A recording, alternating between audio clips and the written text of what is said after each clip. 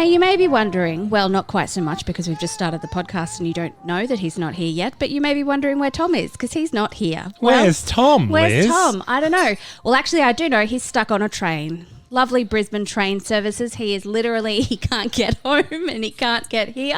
I love Brisbane trains. Please don't break down as much as you do because... They're really good transport when they don't, As someone who lives very close to a train station, I rely on you. Yes.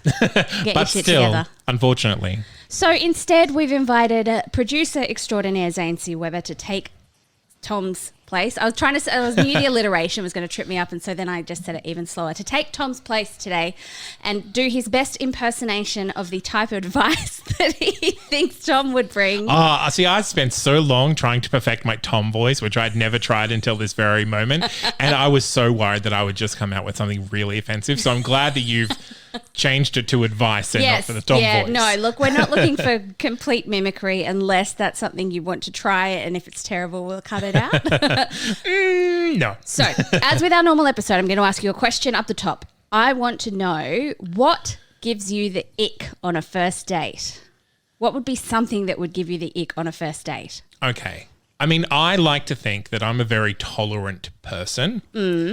So I do have not a big gripe with the ick and how quickly people do write people off, but I don't tend to do that. That being said, though, there is definitely a scenario in my head where it was just kind of like 1, 2, okay, third strike, you're out, that's done.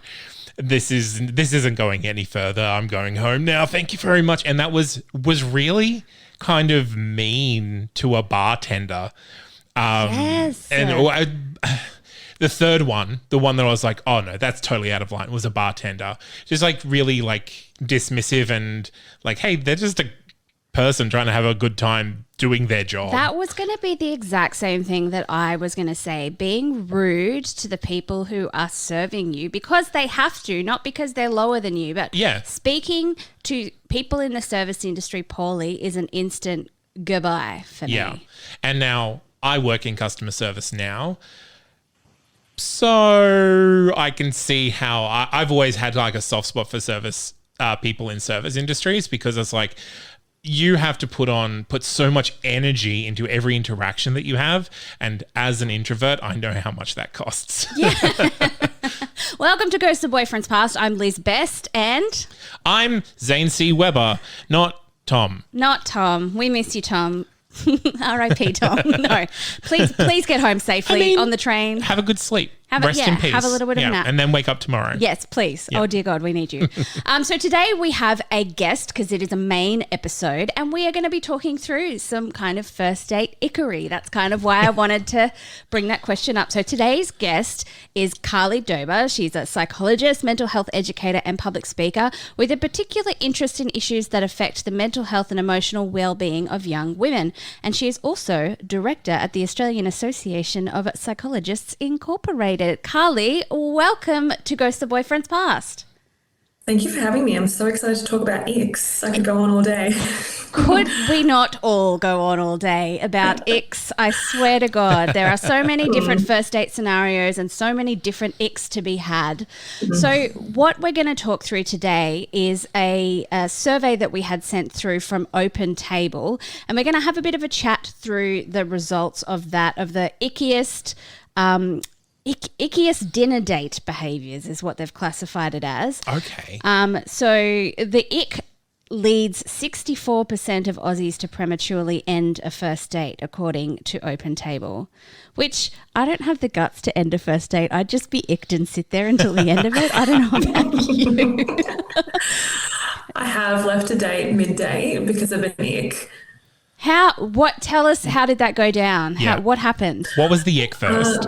But it's the same thing that you were saying before, being rude to wait staff. I was really into this person, chuffed that I was on a date with them and we were out for Thai, so, what can go wrong? And then they clicked at the wait staff. Oh, no, and absolutely I was like, holy not. crap. And I was just like, I was curious. I was like, surely he meant nothing by that. I was like, why did you click to get their attention. And he was like, oh, they work for us. Like they deserve to wait on me. And I was just like, oh, look, thank you so much for your time. I've got to go. A good day to you. Horrified. I said good day. Good on you. Well done. That's fantastic. And according to the survey done by OpenTable, being a disrespectful diva / someone who is rude or pushy to the wait staff is 42% of respondents said that is one of their ickiest behaviours, their number one ranking. So it's quite interesting that we both said that. All three of us kind of said that. It's just there's no need to be unkind to people, especially if they are literally helping you. But it also gives you a great insight into how they view relationships. Yes. Well, at least maybe I'm extrapolating a bit too much, and that's because this is my one ick that Carly, I personally what do allow. you think people being disrespectful to wait staff or service industry people says about a person?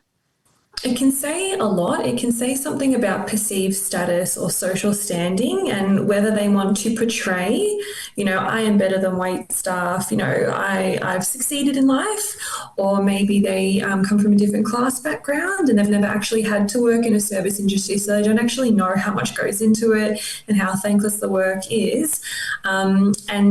Yeah, there can be many different reasons, but I think ultimately it boils down to, how does this person treat other people that maybe they can't get much from? Do you think it's worthwhile doing like a Zane 3 strikes method, or do you reckon it's just like one more, you do it once, goodbye, I'm done? I guess it depends on your personal preference and, how you are in the world. If there's been a few other things that are maybe orange flags, do whatever feels right. I don't think many people would get up and leave if other things felt right and they felt comfortable to have a conversation. Stick around. There might be another few red flags that you can see. Honestly, the clicking to me is pretty bad. Like there's something about the clicking that just says, fuck you, you're not even worth me catching your eye contact, It really depends on the environment. If it's like a raucous bar and you're just kind of like waving your hand and a click. Oh, hand in the air, totally different from Garçon, click, click. But then the doubling down of like, oh no, they work for us, so. The doubling down, that just absolutely did it for me. So look, if you are looking to score a first date, anybody who is listening today, don't be rude to the wait staff because people may judge you for it. Number 2 on that list was poor table manners, such as chewing loudly or with their mouth open. Now that's 24% of respondents said that was a major ick for them. Zane, what do you make of that?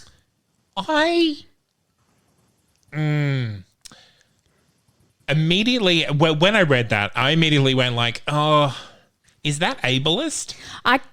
But that being said, I think manners can be really kind of ingrained in you from an early age. And as soon as you see someone, it already puts a distance between you and them. It's like, oh, that's not how I would behave in public. I'm not comfortable with that.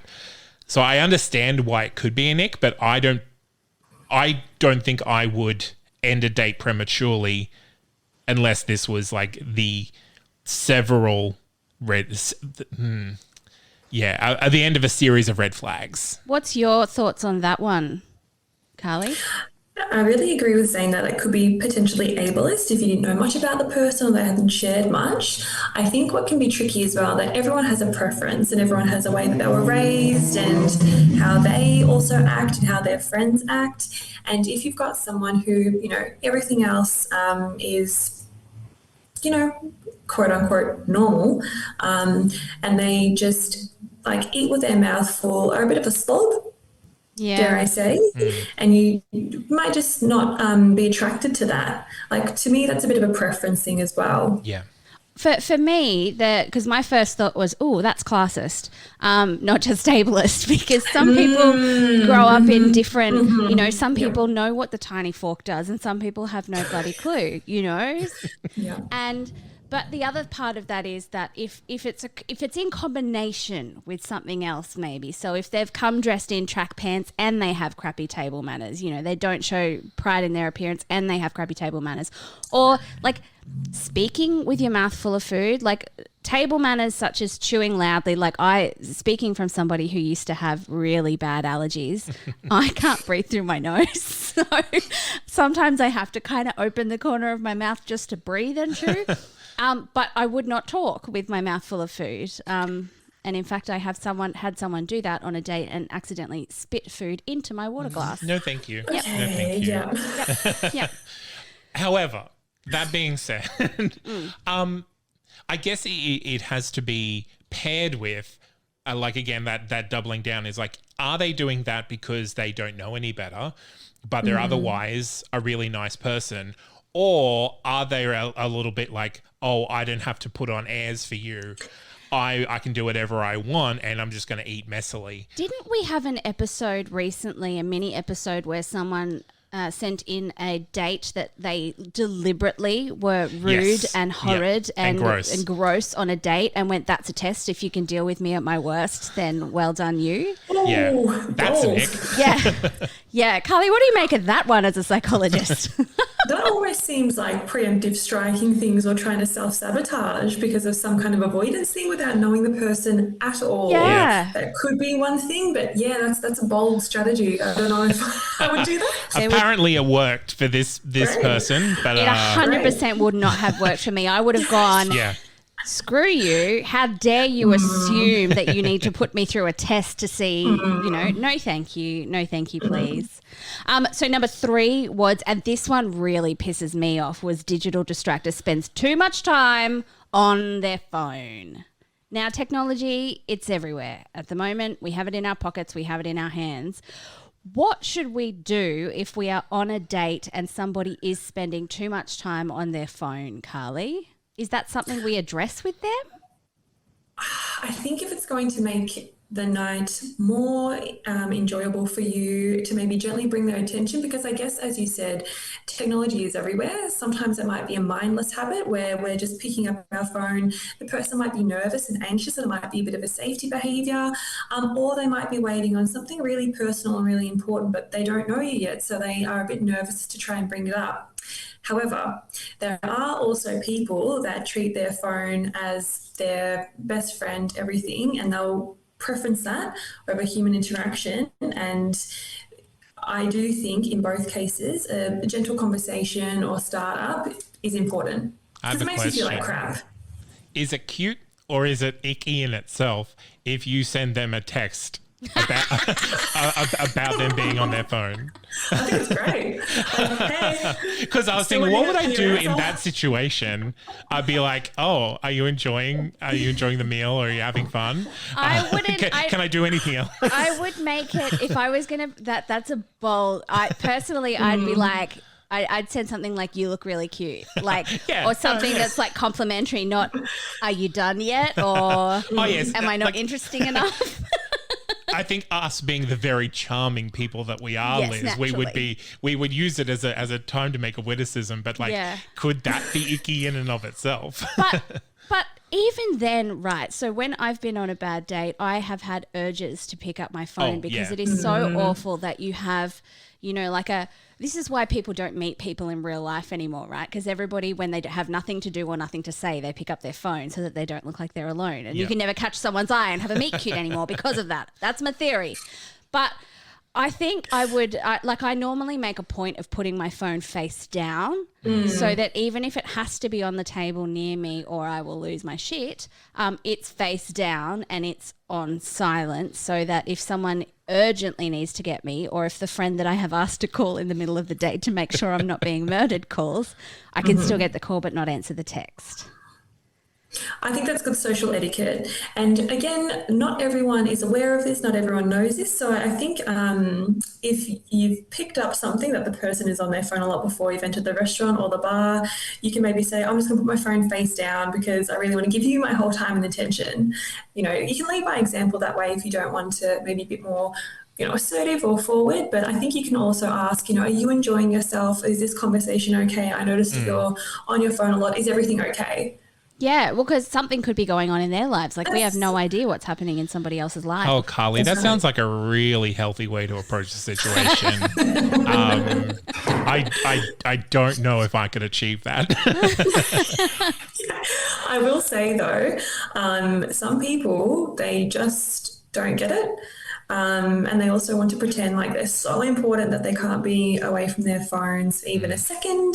And that's something in and of itself. So I think if you're feeling icked by it and there's nothing else going, well enough with this person that you'd want to see them again, follow that instinct. That might bring it into another one a bit further down the list of bragging about how much money they make. It's like how important they are and how lucky you are that they could make time to.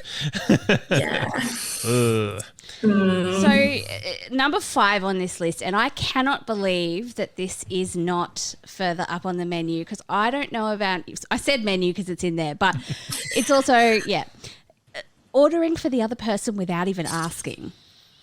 To me, I would be furious if somebody did that without asking because I've been on that menu online before we even got there and picked out exactly what I want to eat. I'm not sure that I knew that, Liz, but and I'm not sure that they would either unless they've listened to the back catalogue Unless of this they podcast. have had the discussion with me, right, Carly, and said, the pizza is really good here. Would you like to share that? That's consulting, even if it's only a cursory, I know this food, what do you reckon? But what would you do? What would you do if someone did that for you? If someone just went, we'll have without even talking to you? Oh, I'd be fuming. That's happened to me before as well. And they ordered a salad and I was like, oh, what are you doing? Like, please, like, what are you trying to say? Do you like... That's like an extra level of offense is ordering a salad for someone else. How dare you make assumptions that I would eat that rabbit food, sir? Now, I'm going to assume... Now, please don't kill me. I'm going to assume that you are both very well-read individuals. Mm-hmm. Thank you. Did you know that this was actually dating advice given to men? It may not be recently, but definitely a few decades ago.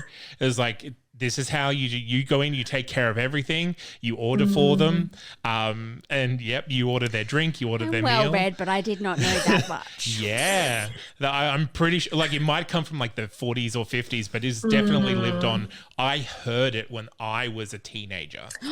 So that was, I'm dating myself now, but that was 90s, 2000s. So yeah. But yeah, again, I think I would make a joke of it if it happened to me, but it has never happened to me. So I don't think I get a say on this one. How do you reckon is a good way to play it off if someone does this to you on a first date and you don't quite want to get up and leave and write it off? But what is a good way to address this, Carly, if someone does this for you and you're not super keen on it? I love inviting humour and inviting them into the joke in a really nice way. I think it can be done so well. You can maybe be like, yes, and afterwards we'll have the pasta to share or something, you know what I mean? Or we'll have the dessert. Yeah. I think I like that. Yeah, because again, maybe they've read like a dating guru, like the game book or something, and they're like, this is how I do it. This is, they might not have had like a father figure or like a mum or like people around them to teach them, to consult, to, whatever. So maybe this is what they really think they need to do. You can teach people and use humor and it can be really nice and the date can be a success. Yeah, I really like that. That is a really good suggestion. One extra layer of wankery on top of that, though, is if they order in a different language in front of you and don't tell you what they've ordered, just to be like, look at all the languages I can speak. And then I'd be like, can we translate for the table, please? Thank you so much. Or pull up Google Translate on your phone, hold it up so they can see that it's translating it for you. I can't help but like just create an amalgam of all the hypothetical, and I'm going to say men in this situation, hypothetical men that we are calling forth with this behavior, and it's like, oh, he's very into cryptocurrency. That's all I'm going to say. Yeah. He's the guy that I went on a date with. The first thing he said to me was, why do chicks always have to slam the car door? That guy with his fancy nice car. That's who he is. That's this guy that we're talking about right now. Why do chicks not respect my automobile? Now, I've just Part of me, Go. oh, sorry. Part of me, if I always say that dating is like going on an interview and trying to kill it at the interview, like a job interview. It's a skill. Yeah. And part of me is like, oh, bless these people that are just trying their damn best and, don't know what to do. But I think beware of the people that get the feedback and have gotten the feedback about these icks and they still use these behaviors. Yes, that is a really good point as well. I guess it speaks to compatibility. Like, what kind of jobs are you going for? Like, are you both going for the same job where you're compatible, or are you going for very different Vastly jobs? different companies even. Now, I've realised I've missed one. I missed one on the top 5 list. Oh, and it's a good one too. It's a good one. Zane, which one is it? The ex-planer who's talking too much about their ex. I have encountered this one and it is bad. I worry that I have been this one. Oh, no. Gentle inquiry. Yeah, no, I think it's... I don't think I ever prompted the talk about the ex. I think exes came up and we had a discussion about this and it didn't go poorly. So I'm going to assume that it wasn't an ick factor as just part of the conversation. But yeah, it was something that I wasn't particularly comfortable talking about on the date. I think X is a second date conversation, if at all, really. I would put it well, like fourth or fifth. Like this is at best / no, at worst. No, I don't know where I'm going with this, but not first date. My point is, especially if you say the word crazy or psycho in that conversation as well. Yeah. It sends a message to someone that, especially if they bring it up date number 1, that, maybe you're thinking still about someone else, you're not really ready to engage in whatever kind of relationship configuration this might be. It can be a bit of a mood ruiner, and it also sends a signal that perhaps there's a lot of stuff that they need to work on as well. And whether that's true or not, I guess that's the message that's interpreted from people. I do think it is... Oh, here I go. I'm always devil's advocate. I'm sorry for being that guy.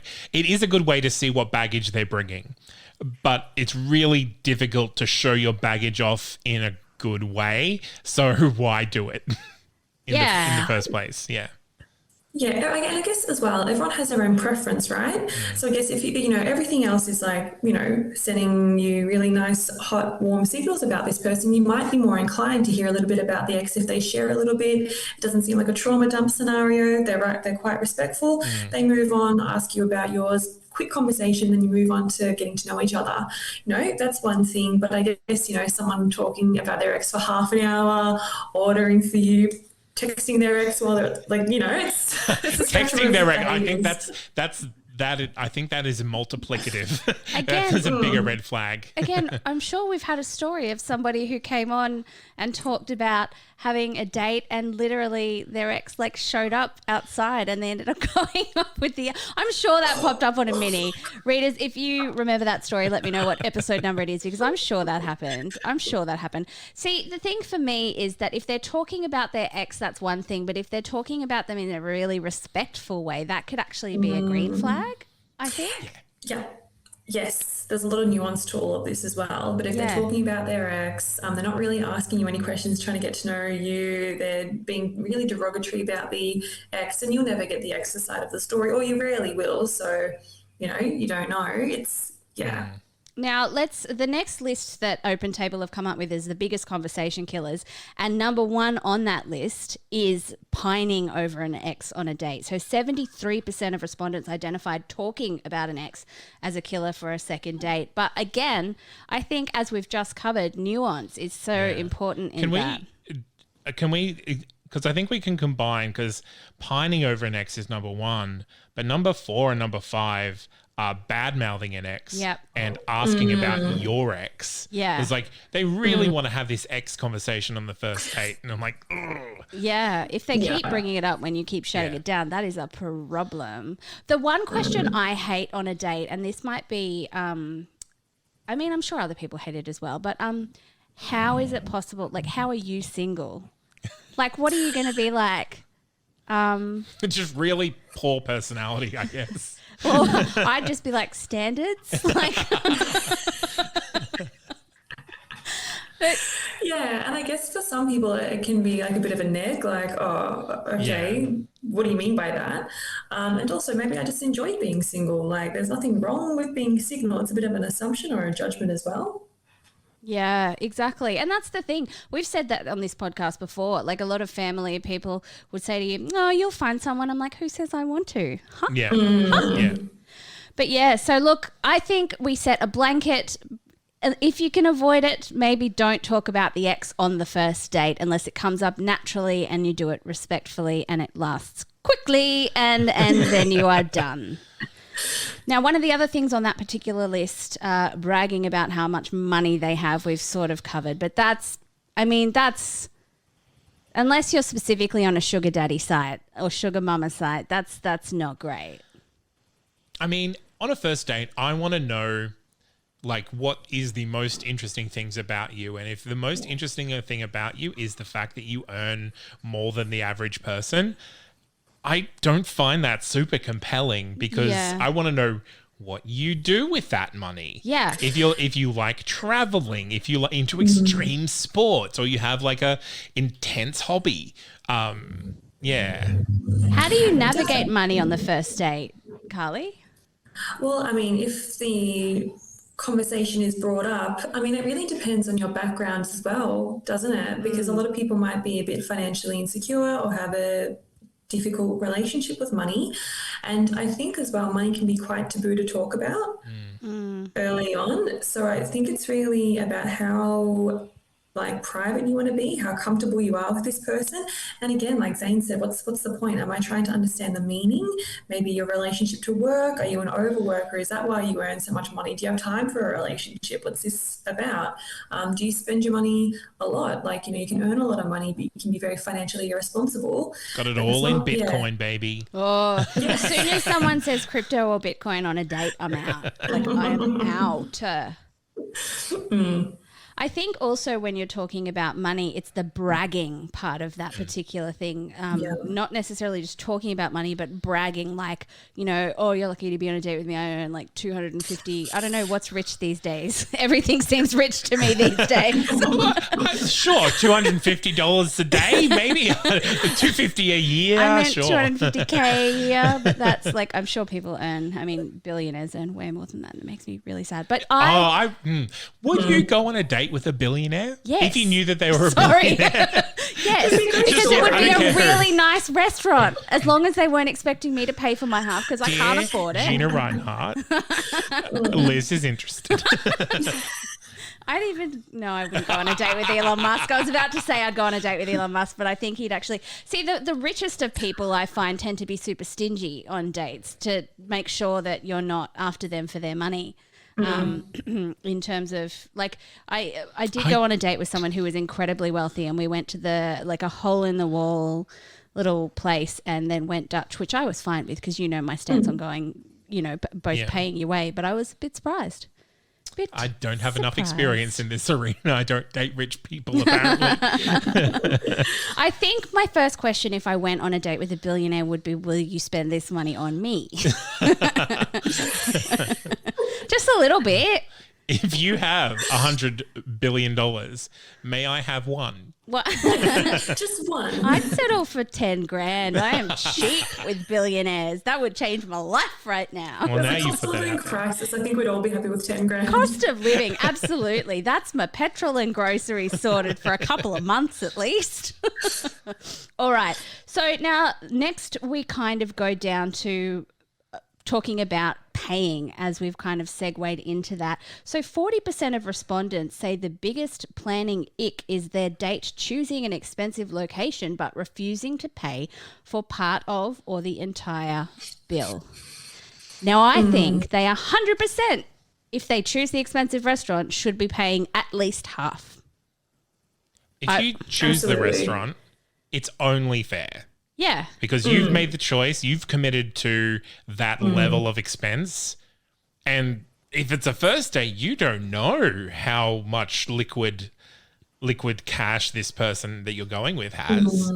But How How would you suggest, Carly, kind of approaching the who pays discussion, and at what point in the date organisation process do you bring it up, do you think?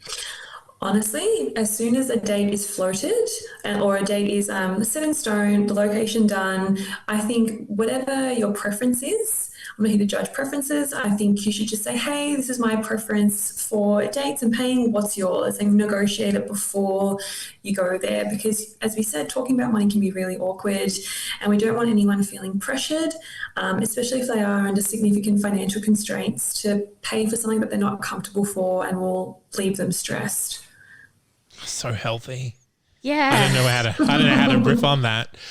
Yeah. Look, the thing is though, is that the trouble that because my preference, Carly, is that I don't let somebody pay for me unless I'm willing to give them a second date, because I don't want to feel like they're taking advantage of me. So I don't want it to be like when we're organising the date, oh, I'll pay, and then I turn up and I hate them. You know, this is the thing. And then we go next to still talking about planning. There was 49% of respondents believe that the person who asked you out should make the dinner reservation. Carly, thoughts on that? I have no real thoughts. I think dating culture and dating scripts can be rewritten, and I wouldn't personally adhere to that. But I guess, what did we inherit? What has culture told us? What is in films and media? Maybe that's an inherited belief. And I think with preference, you can play around and use what fits you the best. Well, see, the next one also says 33% believe that planning should be a joint effort. And for 22% of respondents, their date deciding to take control over date planning and rejecting any suggestions would put them off a second date. So there's kind of mixed messages there, with half of the people saying the person should plan the date and half saying don't. I've got a real easy solution for this. Communicate. What? Pretty much. Talk to each other about what you like. It's a revolutionary concept, I know, but just say, what do you fancy? Where have you got any preferences on where you'd like to go? Shall we plan one thing and I'll plan the other, Next, you're going to want me go on dates with the help. Oh, get out. Get out. This is a really confusing section of statistics, because 50% of people think that the person who asked should make the dinner reservation, and then half people believe that 33% think it should be a joint effort. Yep. And 22 think that the date so that their date rejecting their dinner plans would put them off. So I've had this happen to me where I immediately cancelled a date with someone over text because they tried to take control of it. So I said, would you like to go for coffee? And he said, I don't like coffee. Let's go here. And his date was a completely different activity suggestion, and I just wanted a coffee date. And I said, is there somewhere we can just sit down and have a drink? Because I didn't want to commit to a full-on activity. Bring a drink kayaking, Liz. Yeah, exactly. Kayaking. And the way that he reacted to me rejecting his rejection of my suggestion, I'm like, you just rejected my suggestion and you're upset that I've rejected yours? This ain't going to work. No, thank you. Thank you and goodbye so much. So much. Okay, so now let's talk about what types of restaurants people go to, because look, it's a minefield choosing where to go. Do you go for drinks? Do you go for coffee? Do you commit to a restaurant? If you do commit to a restaurant, do you want to be flashy on the first date to treat them, all romantic or do you want to go casual so that there's no pressure? You know what I think? Communicate. I'm sensing a theme here. Okay, but again, I'm very sorry. I'm the male presenting one at the table. I need to play devil's advocate. Otherwise, I won't be doing my job. Yes. What about if you want the Disney romance film story of we just organized a date and everything went super smoothly and I didn't have to talk about my feelings or communicate at all. Everything just went perfectly. So I don't know about you, Carly, but I think if you plan drinks, the perfect date can happen after that. right? So if the drinks go well, someone goes, let's continue this. And then fountains spring up beside you. And then like a pigeon lands on your, not a pigeon, pigeons aren't romantic birds. A robin lands on your finger. You know, like I don't think you have to, and I think I would be freaked out if someone had planned this big romantic date for a first date, especially in the day of apps where we don't know people that we're going on first dates with, rather than having been courting for... I don't know, how long did people court for back in the day and then ask for Months a date? at least. Yeah. What do you think about, like, when choosing a date, does it say something about you depending on where you would choose, Carly, or? This is really, I'm deep diving into research now. So I guess research tells us that the more novelty that we can invite into the dating experience, the more highly the datee will think of you. So I guess coffee or beers or a bar, like, you know, all that stuff is great. I'm not going to knock that. But I think, you know, if you are dating, you might be going on coffees with a few people and, you know, it can be kind of interchangeable.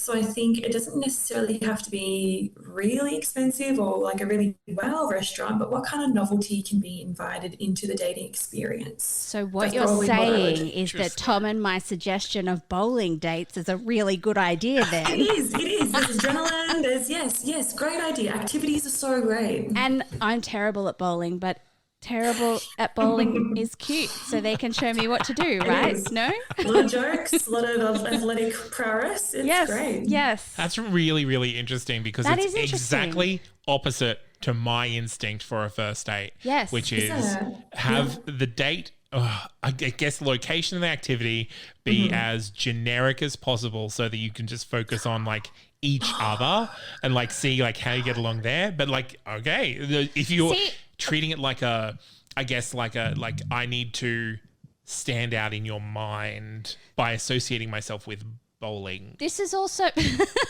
It doesn't have to be bowling, but this is also different. Like, I'm a really good bowler, so is there a restaurant with robots? You know, like whoa, fair. Escape room to see what they're like under pressure.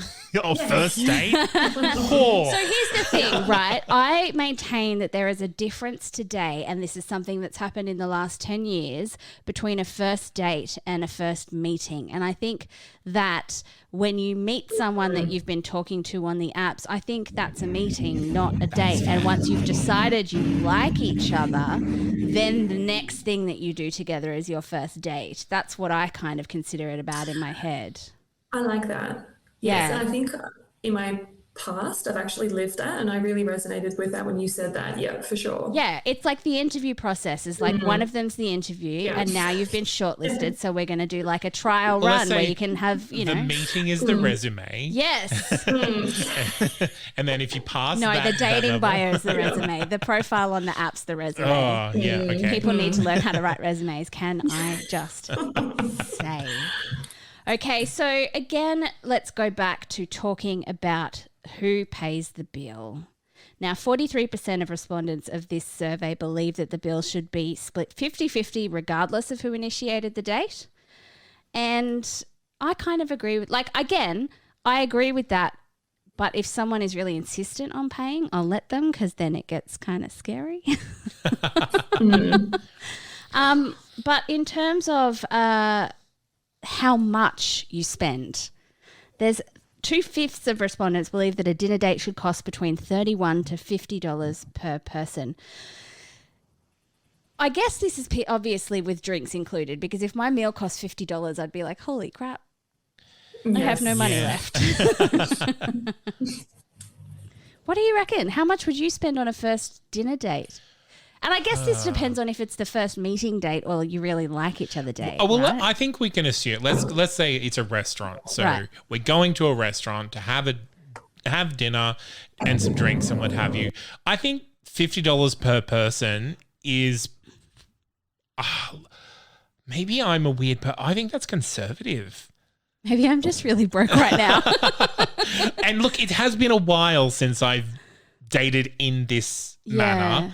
Yeah. Because I met my partner during COVID. So cocktails are like $25 each now. So So like, I think in an ideal world, I think that is probably an appropriate amount to spend. Yeah.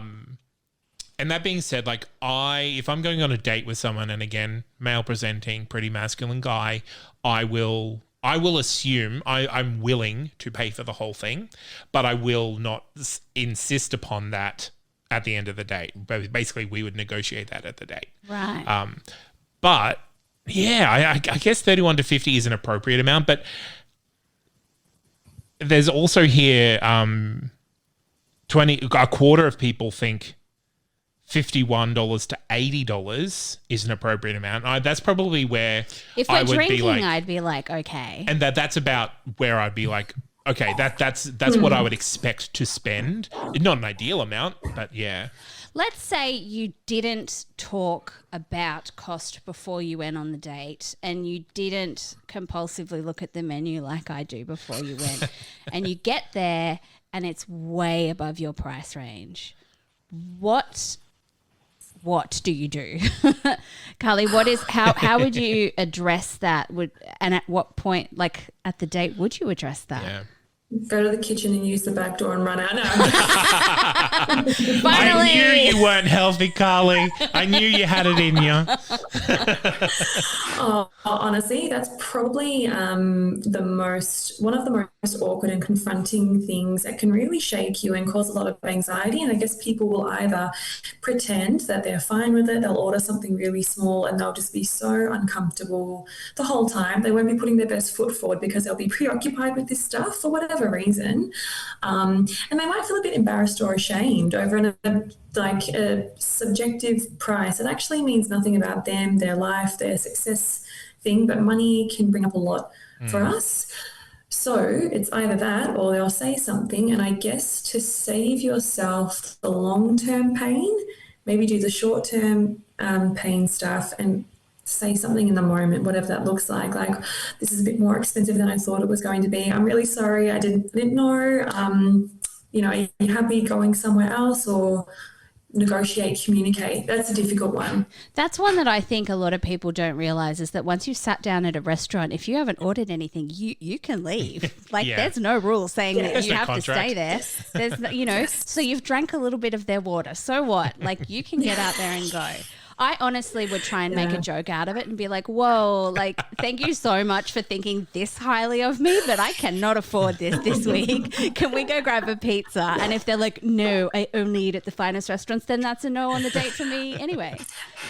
That's right. Humor, right? What if they self-deprecation or humor? They're my only two go-tos there. What if they said, no, I only eat at the finest restaurants, but I'll pay for you? No, but I don't like them, so then I'd be breaking my own rule. If they really are said it in a really cool voice, don't worry at all, I've got this one, no worries. I was like, don't worry, I know the chef. Yeah, or if they're like, I've got a coupon, I'd be like, oh, bold move. Yeah, okay. So look, Carly, now that we've kind of looked at all of this research, what are some ways of dealing with an ick, and how do you assess in the moment whether that ick is enough for you to leave or not? Great question. I think the ick can sometimes be a true ick, like a revulsion or disgust, like this is never going to work out. This person is good for another person, but not for me. Good luck, all the best. But sometimes an ick might be more about something that comes up in us, like a bit of embarrassment or shame or a bit of a lack of confidence. So I guess, be mindful, take a couple of deep breaths, assess in the moment, should this be something that I write this person off for? Might there be more to the story? Do I want to hang around and find out? Okay, so let's say you do hang around and find out, but at the end of the date, you're not keen, but they message you the next morning saying they had a really great time and they'd love a second date. Now, this is something that we discussed in a previous episode, and we kind of, touched on the fact that a lot of guys would just say, it's fine, don't worry about it, be honest. But what about if there's a sinister undertone with it and you kind of got a real scary ick to it? How do you tell someone no in a way that's going to both keep the situation healthy and keep yourself safe? Really, really difficult. And I guess, trust your gut instincts and maybe talk to some friends about it as well. But I would say I would be firm and kind. So I'd say something like, look, had a lovely time, great meeting you. I don't think this is going to go anywhere. I wish you all the best. Again, leave it on a kind note, and that's it. Don't feel like you have to respond if they respond back to you. A message is a message, especially if they don't know your address or anything about you. But yeah, really stick to your boundary and chat to some friends about it. I love that. That's pretty much the advice we gave. So hooray! I would love to ask, do you think you owe someone advice about the ick that got you? Good question. Look, I would say no. And I say that because I guess I've probably done some things that have icked people out in my dating history for sure. I mean, would that data have been helpful? If I wanted to date them more and we were compatible, maybe, but maybe not. Maybe it was just a preference that I couldn't change, like the way I snort when I laugh sometimes. I mean, ictum, sorry, that's just me laughing. Yeah. I think if they've done something that's like hideously rude, I would probably say something maybe. Like if it was really offensive, or if it was I've had this conversation before and I can't remember the exact thing that I was like, I think it was somebody who ghosted me, and I wanted to send them a message saying, just letting you know that was really rude. And they're like, you have no dignity. And I'm like, I'm sorry, but if nobody ever tells... I used to be a relationship columnist, Carly, and the amount of people that thrived in the comment section telling them how shit I was. They were like, you have no dignity, leave it. Why would you message someone if they've ghosted you? And I'm like, to tell them that ghosting is a really inappropriate behavior, and maybe if enough people tell them that it's shitty, they might believe it. Like they might not, but also... I mean, look, if it's going to make you feel like you can, shut the books, go for your life. Right. You never know what's going to come back. If you're happy, just leave it there, go for your life. I love it, and it would make me feel better. Thank you so much. Do it. Carly, is there anything else that we haven't chatted about that you wanted to mention in terms of navigating the icks on dates? I would just say enjoy. Dating can be really fun. Icks are a part of it. And have the best time. I think dating can be great. Because look, That's really great advice. Every bad date's a good story. I say this all the time. That's right. Yeah. But also I'd like to say, not every last date, whether it's first or last or whatever, not every last date has to be a bad time. Like it doesn't need to be not fun for you not to click with someone. Yeah, you might end up with a really good friend. Yeah. Like I have met one person on a date who is still my friend. One out of all the people I've dated, Zane. I'm friends with one of them, so it proves that I'm a functional human. Cling to that, Liz. Cling to it. Cling to it forever. Thank you so much for joining us, Carly. If you would like to be a guest on Ghosts of Boyfriends Past, if you've got a story to tell or you're an expert and want to weigh in on the dating sphere, go to that'snotcanon.com/Ghosts of Boyfriends Past and fill in our handy little form. Otherwise, thank you so much as well, Zane, for being on mic this episode. You're very welcome. And Carly, thank you again for sharing your expertise of the ickery of dating these days. It's been a pleasure to have you. Thank you so much. And guys, rate, review, subscribe, and tell us about your first date icks and how you deal with them.